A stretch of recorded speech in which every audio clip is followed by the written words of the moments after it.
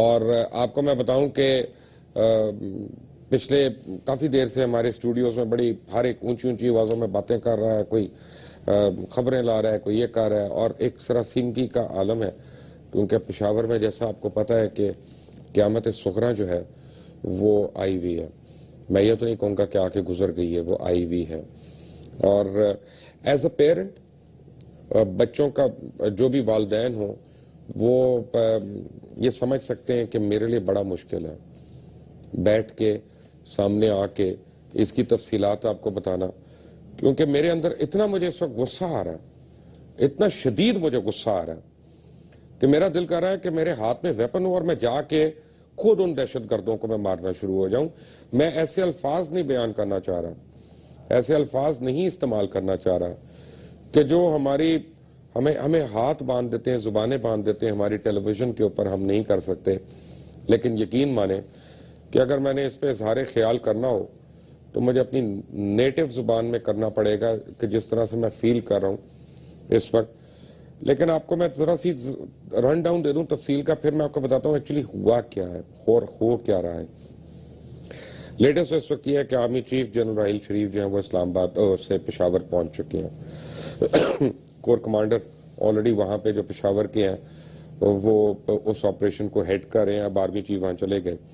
آج صبح تقریباً کوئی 8 سے 10 دہشت گرد جو تھے ایف سی کی، یعنی ایف سی کی یونیفارمز پہن کے وہ ایک سکول کے اندر داخل ہوئے اور انہوں نے وہاں پہ بے دریغ فائرنگ کرنی شروع کر دی، جس سے یعنی اس وقت تک جو ہے 130 شہادتوں کی ہمیں کنفرمیشن ہے. اور اللہ کرے کہ یہ زیادہ نہ بڑھے، لیکن زخمی جو ہیں وہ تقریباً 85 کے قریب زخمی مختلف اسپتالوں میں پشاور کے اندر لائے جا چکے ہیں، جن کی حالت جو ہے کچھ کی نازک ہے، کافیوں کی خطرے سے باہر ہے الحمدللہ.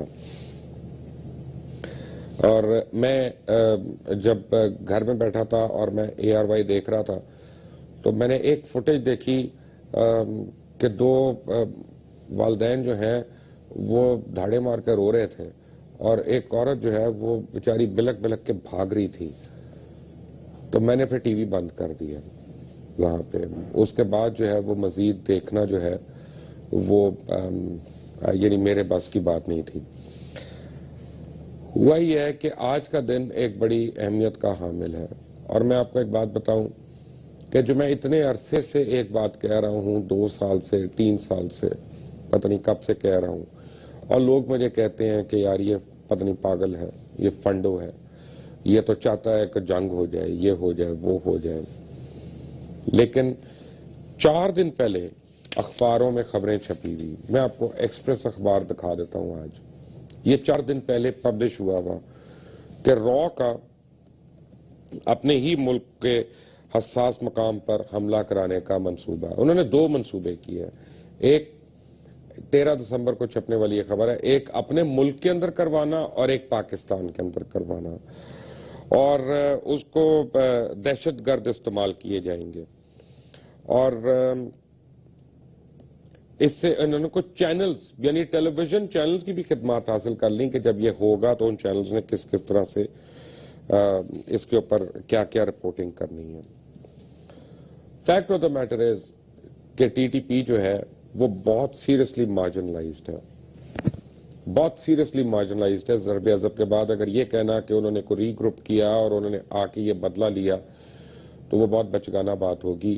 وہ کر نہیں سکتے جب تک ان کو ایک تھرڈ فورس کی ہیلپ نہ ہو یا اس کی باقاعدہ وہاں پہ لوجسٹکلی اس کی سپورٹ موجود نہ ہو.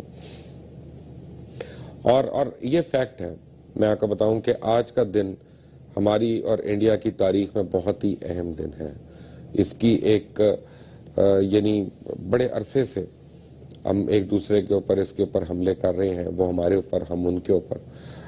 اور آج کے دن کی ایک بڑی ہسٹوریکل امپورٹنس ہے پورے خطے کے لیے، اور یہ ان کی ایک سٹیٹمنٹ تھی.